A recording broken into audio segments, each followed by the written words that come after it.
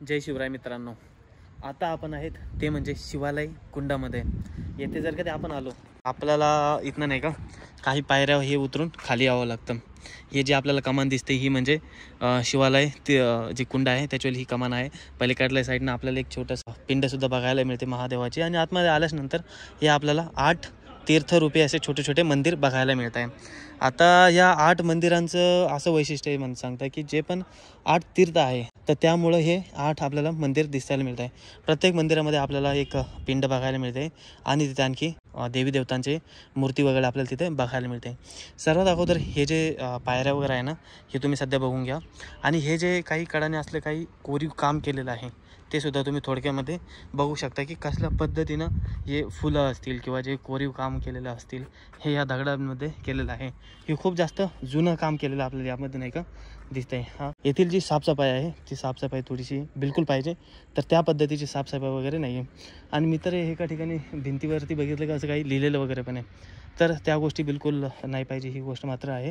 सर्वीकडे एकदा दर्शन वगैरे घेऊन येऊ.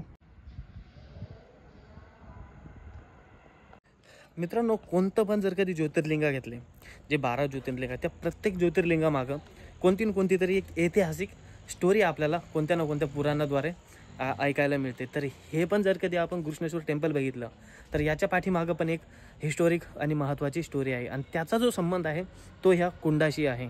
तर ती स्टोरी मी तुम्हाला पुढे नक्कीच सांगणार आहे. त्याच्यावरती आपण कदाचित एक नवीन वेगळा व्हिडिओसुद्धा बनवणार आहे.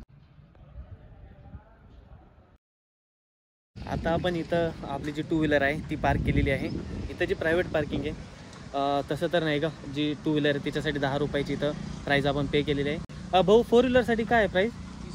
4 व्हीलरसाठी इथं 30 रुपये प्राईस आहे समजा. आणि जागा पण मस्त मोकळा स्पेस आहे. इथं आरामात पार्क वगैरे करू शकतात. हे समोरच नाही का एंट्री गेटसुद्धा आहे, म्हणजे जवळच आहे, याच्याच पाठीमागं आहे.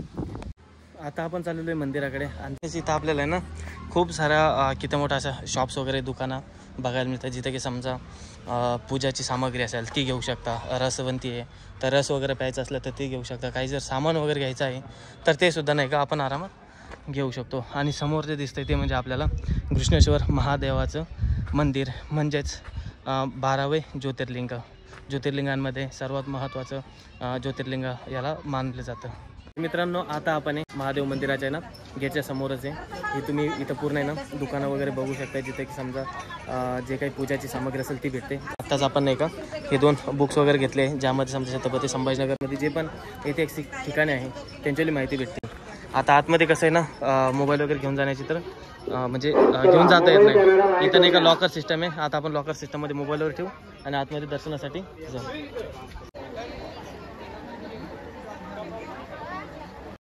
तर मित्रांनो, आत्ताच आपण शंकर महादेवाचं दर्शन घेतलेलं आहे. आणि दर्शन घेऊन इथं नाही का शेजारीच आपल्याला मालोजी राजांची समाधीसुद्धा बघायला मिळते. तर तिथं आता आपण बसलेलो आहोत.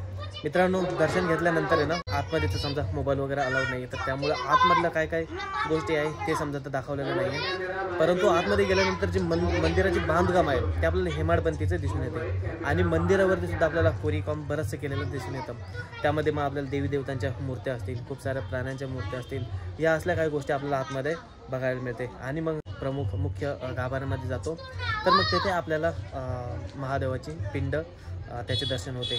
आणि मग त्याचं दर्शन करायचं आणि बाहेर यायचं. मग आपलं जिथं आपण समजा लॉकरमध्ये मोबाईल किंवा आपल्या ज्या वस्तू ठेवलेल्या असेल त्या घ्यायच्या आणि परतीचा प्रवास चालू करायचा.